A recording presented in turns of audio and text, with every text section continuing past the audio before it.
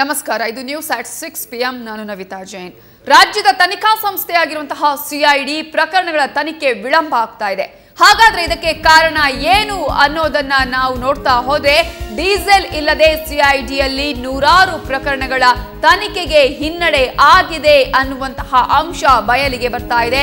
Diesel ಇಲ್ಲದೆ ಇರುವಂತಹ ನಿಟ್ಟಿನಲ್ಲಿ ಸಿಐಡಿಯಲ್ಲಿ ನೂರಾರು ಪ್ರಕರಣಗಳ ತನಿಖೆಗೆ ಹಿನ್ನಡೆ ಆಗ್ತಾ ಇರುವಂತದ್ದು ಯಾಕಂದ್ರೆ ಸಿಐಡಿ ವಿಭಾಗದ ವಾಹನಗಳಿಗೆ ಇಂಧನ ಸಿಗ್ತಾ ಇಲ್ಲ. ಈ ಹಿನ್ನೆಲೆಯಲ್ಲಿ ಇಂಧನ ಇಲ್ಲದ ಕಾರಣ ಹಲವು ಪ್ರಕರಣಗಳ ತನಿಖೆ ಮಂದಗತಿಯಲ್ಲಿ ಸಾಗ್ತಾ ಇದೆ ಅನ್ನುವ ಅಂಶ ಈಗ ಬಯಲಾಗಿದೆ. ಸಿಐಡಿ ವಾಹನಗಳಿಗೆ ಇಂಧನ ದೊರಕದ ಕಾರಣಕ್ಕಾಗಿ ಈ ಸ್ಥಿತಿ ನಿರ್ಮಾಣ ಆಗಿದೆ ಅನ್ನುವಂತಹ ಅಂಶ ಈಗ ಬಯಲಾಗಿದೆ.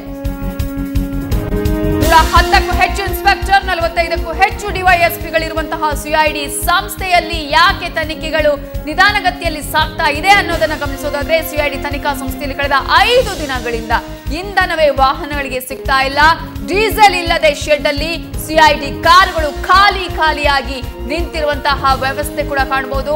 ಪೆಟ್ರೋ ಕಾರ್ಡ್ ಬದಲು ಇಂಡೆಂಟ್ ವ್ಯವಸ್ಥೆ ಮಾಡಿರೋದೇ ಇದಕ್ಕೆ ಕಾರಣ ಅನ್ನುವಂತಹ ಮಾಹಿತಿಗಳು ಕೂಡ ಲಭ್ಯವಾಗ್ತಾ ಇದೆ.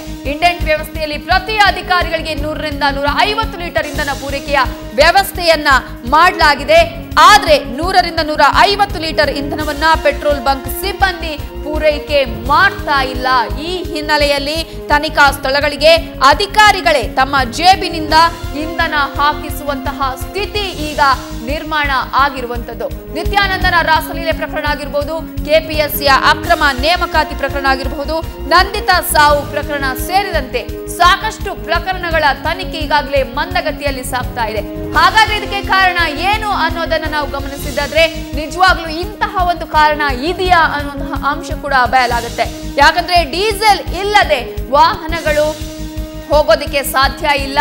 ಇಂತಹ ಸಂದರ್ಭದಲ್ಲಿ ಅಧಿಕಾರಿಗಳು ತಮ್ಮ ಜೇಬಿನಿಂದಲೇ ಇದಕ್ಕೆ ಹಣವನ್ನ ಖರ್ಚು ಮಾಡಿಕೊಂಡು ಹೋಗಬೇಕಾದಂತಹ ಪರಿಸ್ಥಿತಿ ನಿರ್ಮಾಣ ಆಗಿದೆ. ಇಂಧನವನ್ನ ಹಾಕಿಸುವಂತಹ ಸ್ಥಿತಿ ಅಧಿಕಾರಿಗಳೇ ತಮ್ಮ ಜೇಬಿನಿಂದ ಹಾಕಬೇಕಾಗಿರುವಂತಹ ಪರಿಸ್ಥಿತಿ ಇರುವಂತಹ ನಿಟ್ಟಿನಲ್ಲಿ ಇಂತಹ ತನಿಖೆಗೆ ತುಂಬಾ ಲೇಟ್ ಆಗೋದಿಕ್ಕೆ ಅಥವಾ ಹಿನ್ನಡೆ ಆಗೋದಿಕ್ಕೆ ಕಾರಣ ಆಗಿದೆ ಅಂತಾನೆ ಹೇಳ್ಬೋದು.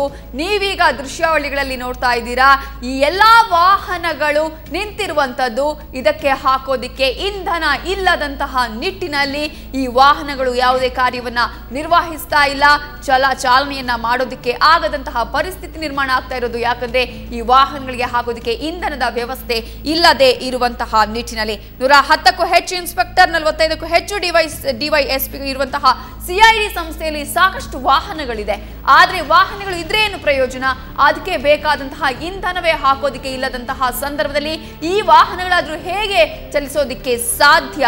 ಹಾಗಾಗಿ ಈಗ ಸಿಐಡಿ ತನಿಖೆ ಯಾಕೆ ಇಷ್ಟೊಂದು ಲೇಟ್ ಆಗ್ತಾ ಇದೆ, ಯಾಕೆ ಇಷ್ಟು ಹಿನ್ನಡೆ ಆಗ್ತಾ ಇದೆ ಸಾಕಷ್ಟು ಪ್ರಕರಣಗಳಿಗೆ ಅಂತ ಗಮನಿಸೋದಾದ್ರೆ, ಸಿಐಡಿ ವಾಹನಗಳಿಗೆ ಇಂಧನವೇ ಸಿಗ್ತಾ ಇಲ್ಲ ಅನ್ನುವಂತಹ ಬಹಿರಂಗ ಆಗ್ತಾ ಇರುವಂತಹ ಅಂಶ ಇದು ಸುವರ್ಣ ನ್ಯೂಸ್ನ ಎಕ್ಸ್ಕ್ಲೂಸಿವ್ ಸ್ಟೋರಿ ಅಂತಾನೆ ಹೇಳ್ಬೋದು. ಯಾಕಂದ್ರೆ ಇಷ್ಟು ದಿನ ಸಾಕಷ್ಟು ಪ್ರಕರಣಗಳ ಬಗ್ಗೆ ನಾವು ಗಮನಿಸೋದಾದ್ರೆ ತುಂಬಾ ತನಿಖೆಗಳು ನಿಧಾನಗತಿಯಲ್ಲಿ ಸಾಗ್ತಾ ಇದೆ, ಮಂದಗತಿಯಲ್ಲಿ ಸಾಗ್ತಾ ಇದೆ ಅನ್ನುವಂತಹ ಅಂಶವನ್ನ ಮಾತ್ರ ಹೇಳ್ತಾ ಇದ್ವಿ. ಯಾಕೆ ಇದರ ಯಾರಾದ್ರೂ ಕೈವಾಡ ಇದೆಯಾ ಅನ್ನುವಂತಹ ಮಾಹಿತಿಯನ್ನು ಕೂಡ ಹೇಳ್ತಾ ಇದ್ವಿ. ಆದ್ರೆ ಇದೀಗ ಸ್ಫೋಟಗೊಂಡಿರುವಂತಹ ಮಾಹಿತಿ ಏನಪ್ಪಾ ಅಂದ್ರೆ, ಸಾಕಷ್ಟು ಪ್ರಕರಣಗಳ ತನಿಖೆ ನಿಧಾನಗತಿಯಲ್ಲಿ ಸಾಗೋದಿಕ್ಕೆ ಇಂಧನದ ಕೊರತೆ ಇರುವಂತದ್ದು, ಇಂಧನ ವ್ಯವಸ್ಥೆಯಲ್ಲಿ ಲೋಪ ಇರುವಂತದ್ದು. ಹಾಗಾಗಿ ಇಂತಹ ತನಿಖೆಗಳು ನಿಧಾನಗತಿಯಲ್ಲಿ ಸಾಗ್ತಾ ಇದೆ ಅಂತ. ಡೀಸೆಲ್ ಇಲ್ಲದೆ ಸಿಐಡಿಯಲ್ಲಿ ನೂರಾರು ಪ್ರಕರಣಗಳ ತನಿಖೆಗೆ ಹಿನ್ನಡೆ ಆಗಿರುವಂತದ್ದು. ಸಿಐಡಿ ವಿಭಾಗದ ವಾಹನಗಳಿಗೆ ಇಂಧನದ ವ್ಯವಸ್ಥೆ ಇಲ್ಲ ಅಥವಾ ಇಂಧನ ಸಿಗ್ತಾ ಇಲ್ಲ. ಇಂಧನ ಇಲ್ಲದಂತಹ ಕಾರಣ ಹಲವು ಪ್ರಕರಣಗಳ ತನಿಖೆ ಮಂದಗತಿಯಲ್ಲಿ ಸಾಗ್ತಾ ಇದೆ. ಇಂಧನ ದೊರಕದ ಸ್ಥಿತಿ ಈಗ ಸಿಐಡಿ ವಾಹನಗಳಿಗೆ ನಿರ್ಮಾಣ ಆಗಿರುವಂತಹ ನಿಟ್ಟಿನಲ್ಲಿ ಕಳೆದ 5 ದಿನಗಳಿಂದ ಕೂಡ ಇಂಧನ ಸಿಗ್ತಾ ಇಲ್ಲ. ಸಾಕಷ್ಟು ಪ್ರಕರಣಗಳಿವೆ ತನಿಖೆಯನ್ನ ನಡೆಸೋದಿಕ್ಕೆ ಸಿಐಡಿ ಬಳಿ. ಆದ್ರೆ ಈ ಸಿಐಡಿ ಅಧಿಕಾರಿಗಳು ವಾಹನವನ್ನು ತೆಗೆದುಕೊಂಡು ಹೋಗೋದಿಕ್ಕೆ ಸಾಧ್ಯ ಆಗ್ತಾ ಇಲ್ಲ ಇಂಧನ ಸಿಗದ ಹಿನ್ನೆಲೆಯಲ್ಲಿ. ಪೆಟ್ರೋ ಕಾರ್ಡ್ ಬದಲು ಇಂಡೆಂಟ್ ವ್ಯವಸ್ಥೆ ಮಾಡಿದ್ದಾರೆ. ಇವೆಲ್ಲವೂ ಕೂಡ ಈ ಒಂದು ತನಿಖೆಗಳು ನಿಧಾನಗತಿಯಲ್ಲಿ ಆಗೋದಿಕ್ಕೆ ಕಾರಣ. ಇಂಡೆಂಟ್ ವ್ಯವಸ್ಥೆಯಲ್ಲಿ ಪ್ರತಿ ಅಧಿಕಾರಿಗೆ 100 ರಿಂದ 150 ಲೀಟರ್ ಇಂಧನವನ್ನ ಪೂರೈಕೆಯ ವ್ಯವಸ್ಥೆಯನ್ನ ಮಾಡಲಾಗಿದೆ. ಆದ್ರೆ ಕೇವಲ ಇಲ್ಲಿ ವ್ಯವಸ್ಥೆಯನ್ನ ಮಾಡಲಾಗಿದೆಯೇ ಹೊರತು 100 ರಿಂದ 150 ಲೀಟರ್ ಇಂಧನವನ್ನ ಪೆಟ್ರೋಲ್ ಬಂಕ್ ಸಿಬ್ಬಂದಿ ಇವರಿಗೆ ಪೂರೈಕೆಯನ್ನ ಮಾಡ್ತಾ ಇಲ್ಲ. ಡೀಸೆಲ್ ಇಲ್ಲದೆ ಹಾಗಾಗಿ ಶೆಡ್ ನಲ್ಲಿ CID ಕಾರ್ಗಳು ಖಾಲಿಯಾಗಿ ನಿಂತಿವೆ. ಯಾವುದೇ ಕೆಲಸ ಇಲ್ಲದೆ ಅಲ್ಲಿ ಖಾಲಿಯಾಗಿ ನಿಂತಿರುವಂತಹ ದೃಶ್ಯಗಳನ್ನು ಕೂಡ ನೀವೀಗ ನೋಡ್ತಾ ಇದ್ದೀರಾ. ಅಧಿಕಾರಿಗಳು ಈ ವಾಹನವನ್ನು ತೆಗೆದುಕೊಂಡು ಹೋಗೋದಕ್ಕೆ ಸಾಧ್ಯ ಆಗ್ತಾ ಇಲ್ಲ. ಇಂಧನಗಳು ಸಿಗದ ಇರುವಂತಹ ನಿಟ್ಟಿನಲ್ಲಿ ಇದು ಸುವರ್ಣ ನ್ಯೂಸ್ನ ಎಕ್ಸ್ಕ್ಲೂಸಿವ್ ಸ್ಟೋರಿ.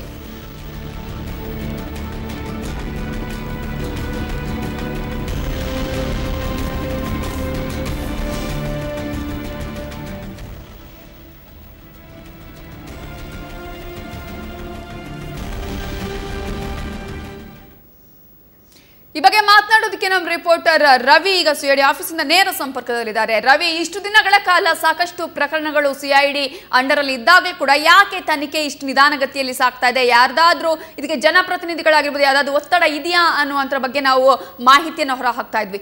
ಆದ್ರೆ ಇದೀಗ ಒಂದು ಬಯಲಾಗಿರುವಂತಹ ಸ್ಫೋಟಕಾಂಶ ಏನಪ್ಪಾ ಅಂದ್ರೆ ಇಂಧನದ ಕೊರತೆಯಿಂದಾಗಿ ಈ ರೀತಿ ಆಗ್ತಾ ಇರುವಂತದ್ದು ಅಂತ. ಸೊ ಹೆಚ್ಚಿನ ಮಾಹಿತಿ ಏನಿದೆ ರವಿ?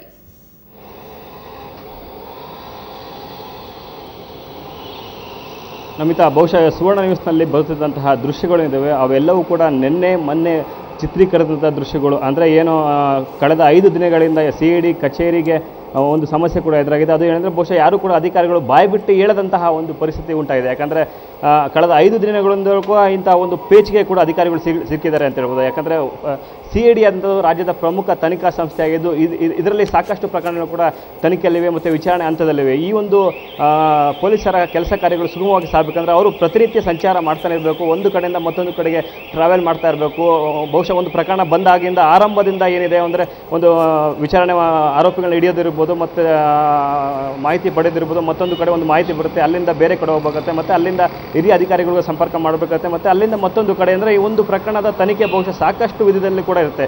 ಈ ಎಲ್ಲ ಒಂದು ಕಾರ್ಯಚಟುವಟಿಕೆ ಬಹುಶಃ ಅಧಿಕಾರಿಗಳಿಗೆ ಇಲ್ಲಿ ಮುಖ್ಯವಾದಂಥ ಅಸ್ತ್ರ ಏನಂದರೆ ಬಹುಶಃ ವಾಹನ ಅನ್ಬೋದು. ಯಾಕಂದರೆ ಬಹುಶಃ ವಾಹನದ ಇಲ್ಲ ಅಂದರೆ ಬಹುಶಃ ಸಾಕಷ್ಟು ಪರಿಸ್ಥಿತಿ ಕೂಡ ಉಂಟಾಗುತ್ತೆ. ಯಾಕಂದರೆ ಯಾವುದೇ ಒಂದು ಪ್ರಕರಣಕ್ಕೆ ಸಂಬಂಧಪಟ್ಟಂತೆ ಒಬ್ಬ ಪೊಲೀಸ್ ಅಧಿಕಾರಿ ವಾಹನನ ಬಳಸಲಾಗುತ್ತೆ. ಮತ್ತು ಬಹುಶಃ ಈ ಹಿಂದೆಯೂ ಕೂಡ ಸಾಕಷ್ಟು ಪ್ರಕರಣಗಳು ಕೂಡ ಇಂಥದೇ ಒಂದು ಪರಿಸ್ಥಿತಿ CID ಅಧಿಕಾರಿಗಳು ಒಂದು ಸಮಸ್ಯೆಯನ್ನು ಕೂಡ ಉಂಟಾಗಿದೆ. ಅಂದರೆ ಕಳೆದ 5 ದಿನಗಳಿಂದ ಕೂಡ CID ಅಧಿಕಾರಿಗಳು ಇಂತಹ ಒಂದು ಸಮಸ್ಯೆಗೆ ಸಿಲುಕಿದ್ದಾರೆ ಅಂತ ಹೇಳ್ಬೋದು. ಯಾಕಂದರೆ ಮೊದಲು ಪೆಟ್ರೋ ಕಾರ್ಡ್ ಕೂಡ ವ್ಯವಸ್ಥೆ ಮಾಡುತ್ತೆ. ಯಾಕಂದರೆ CIDಯಲ್ಲಿ ಮೊದಲು 110 ಜನ ಪೊಲೀಸ್ ಇನ್ಸ್ಪೆಕ್ಟರ್ಗಳಿದ್ದಾರೆ ಮತ್ತು 47ಕ್ಕೂ ಅಧಿಕ ಜನ DYSP ಅಂದರೆ ACP ಮಟ್ಟದ ಅಧಿಕಾರಿಗಳಿದ್ದಾರೆ, ಮತ್ತು ಸುಮಾರು 12 ಜನ SP ಮಟ್ಟದ ಅಧಿಕಾರಿಗಳಿದ್ದು ಇದ್ರ ಮೇಲೆ ಕೊಡುವ ಸಾಕಷ್ಟು ಜನ ಅಧಿಕಾರಿಗಳು ಇರ್ತಾರೆ. ಇವರೆಲ್ಲರೂ ಕೂಡ ಪ್ರತಿನಿತ್ಯ ಒಂದಲ್ಲ ಒಂದು ತನಿಖೆಯ ಒಂದು ಪ್ರಕರಣದ ವಿಚಾರಣೆ ಇರುತ್ತೆ, ಪ್ರಕರಣಕ್ಕೆ ಸಂಬಂಧಪಟ್ಟಂತೆ ತನಿಖೆ ಕೂಡ ಮಾಡಬೇಕಾಗುತ್ತೆ. ಎಲ್ಲರೂ ಕೂಡ ವಾಹನಗಳನ್ನು ಸಾಕಷ್ಟು ಮಟ್ಟಿಗೆ ಬಳಸಬೇಕು, ಅದು ಅನಿವಾರ್ಯ ಕೂಡ ಇರುತ್ತೆ. ಆದರೆ ಕಳೆದ 5 ದಿನಗಳಿಂದ ಕೂಡ ಇಲ್ಲಿ ಇಂತಹ ವಾಹನಗಳಿಗೆ ಯಾವುದೇ ಒಂದು ಪೆಟ್ರೋಲ್ ವ್ಯವಸ್ಥೆ ಕೂಡ ಆಗ್ತಿಲ್ಲ. ಯಾಕಂದರೆ ಮೊದಲು ಪೆಟ್ರೋಲ್ ಕಾರ್ಡ್ ಕೂಡ ಇತ್ತು. ಅಂದರೆ ಒಬ್ಬ ಇನ್ಸ್ಪೆಕ್ಟರ್ ಮತ್ತು ಒಬ್ಬ DYSPಗೆ ಒಬ್ಬ ಇನ್ಸ್ಪೆಕ್ಟರ್ಗೆ 100 ಲೀಟ್ರು ಒಂದು ತಿಂಗಳಿಗೆ ಪೆಟ್ರೋಲ್ ಹಾಕಿಸ್ಬೇಕಾಯಿತು, ಮತ್ತು DYSPಗೆ 150 ಲೀಟ್ರ್ ಹಾಕಿಸ್ಬೇಕಾಯಿತು. ಒಂದು ವೇಳೆ ತಾನೇ ಪ್ರಕರಣ ಸಾಕಷ್ಟು ಗಂಭೀರವಾದಂಥ ಒಂದು ವಿಷಯ ಆಗಿದ್ರೆ ಬಹುಶಃ ಒಂದು ಸಂಚಾರ ಸಾಕಷ್ಟು ದೂರ ಟ್ರಾವೆಲ್ ಮಾಡಬೇಕಂತ ಸಂದರ್ಭದಲ್ಲಿ ಬಹುಶಃ ಅದನ್ನು ಎಕ್ಸ್ಟೆಂಡ್ ಮಾಡ್ಬೋದಾಯ್ತು. ಅಂದರೆ ಇನ್ಸ್ಪೆಕ್ಟರ್ಗೆ 100 ಲೀಟ್ರಿಂದ 125 ಲೀಟ್ರ್ ಈ ರೀತಿ ಎಕ್ಸ್ಟೆಂಡ್ ಮಾಡ್ಬೋದು, ಮತ್ತು DYSPಗೆ 150ರಿಂದ 175 ಲೀಟ್ರ್ ಈ ರೀತಿ ಎಕ್ಸ್ಟೆಂಡ್ ಮಾಡೋ ಒಂದು ಅವಕಾಶ ಕೂಡ ಇತ್ತು. ಅಂದರೆ ಏನು ಪೆಟ್ರೋ ಕಾರ್ಡ್ ವ್ಯವಸ್ಥೆ ಕೂಡ ಇತ್ತು. ಪೆಟ್ರೋ ಕಾರ್ಡ್ ಅಂದರೆ ಬಹುಶಃ ಒಂದು ರೀತಿಯ ನಮಗೊಂದು ATM ಕಾರ್ಡ್ ಇರ್ತಲ್ಲ, ಆ ATM ಕಾರ್ಡ್ ಥರ ಒಂದು ಇಲಾಖೆಯಿಂದ ಕೊಟ್ಟಿರ್ತಾರೆ. ಇದನ್ನು ಇಂಡಿಯನ್ ಆಯಿಲ್ ಅಂದರೆ ಪೆಟ್ರೋಲ್ ಬಂಕ್ಗಳಿಗೆ ತೋರಿಸಿದ್ರೆ ಅಲ್ಲಿ ಡೀಸೆಲನ್ನು ಫಿಲಪ್ ಮಾಡ್ತಾರೆ.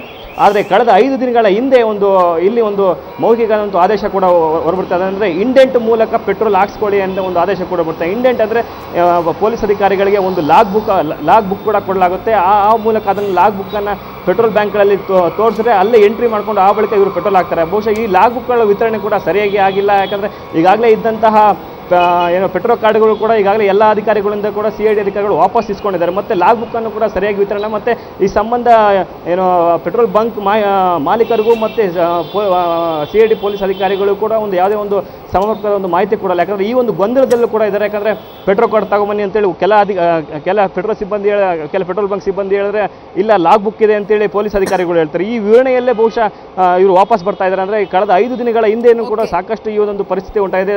ಈ ಒಂದು ಹಿನ್ನೆಲೆಯಲ್ಲಿ ಕೂಡ ಯಾರು ಕೂಡ ವಾಹನಗಳನ್ನು ಎತ್ತಬಾರ್ದ ಒಂದು ಪರಿಸ್ಥಿತಿ ಉಂಟಾಗಿದೆ. ಎಲ್ಲ ಒಂದು ವೇಳೆ ಪ್ರಕರಣ ಸಾಕಷ್ಟು ಗಂಭೀರತೆ ಪಡೆದಿದ್ರೆ ಬಹುಶಃ ಇವರೇ ಅಧಿಕಾರಿಗಳೇ ತಮ್ಮ ಜೋಬಿಂದ ಹಣವನ್ನು ಹಾಕೊಂಡು ಡೀಸೆಲ್ ಪೆಟ್ರೋಲ್ ಹಾಕಿಸ್ಕೊಂಡು ತನಿಖೆಯನ್ನು ಮುಂದುವರಿಸ್ತಾರೆ. ಬಹುಶಃ ಇಂಥ ಒಂದು ಪರಿಸ್ಥಿತಿ ಉಂಟಾಗಿದೆ. Okay, thank you Ravi, details